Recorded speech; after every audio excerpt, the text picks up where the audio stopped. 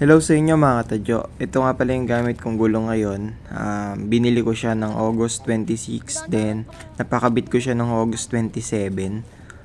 Ito yung unboxing natin ng gulong na binili natin siya dito rin sa TikTok. And titignan din natin yung performance niya.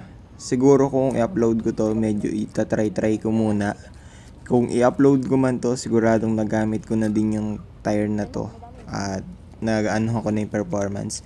Pero siguro after ng video na to is i-upload ko na rin yung review natin dito sa tire nito. O nga pala, power tire yung nga pala yung ginamit natin na gulong dito.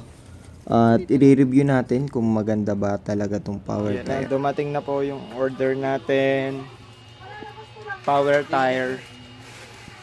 Pag maganda performance ito, order ulit tayo next time. Yan. Bali sa unahan is 80-80. Tapos sa kabila naman, sa likod naman is 90 by 80 by 14. Lahat yan by 14. Yan, ito na yung pagkakabit ng gulong natin. Then yan, tinatanggalin natin sa likod. Bilis lang yan. Doon talaga ako nagpunta sa may pangkalas na ng tire. Yan, habang ginagawa ni tatay yun, nanghiram ako sa kanya ng panglinis ng ating brake shoe. Yan. Tapos, yan, inaantay ko lang din. At nililinisan din niya ni tatay habang ginagawa niya. Tinatanggal niya dun sa mugs yung mga natirang sealant dun sa mugs na dumikit na rin dun sa sa mugs din. Yan, nililinisan niya na mabuti. Yan. Tapos ikakabit na yun ni tatay yan.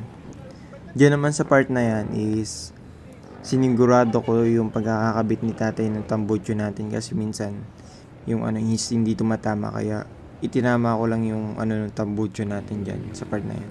At ito namang unahan yung aanihin ni tatay yan.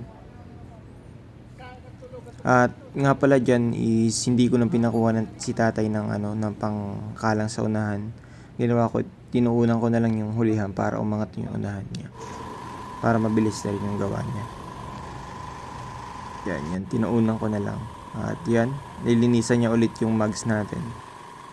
Next, upload naman natin yung full review ng tire na ginamit natin dito. Power tire.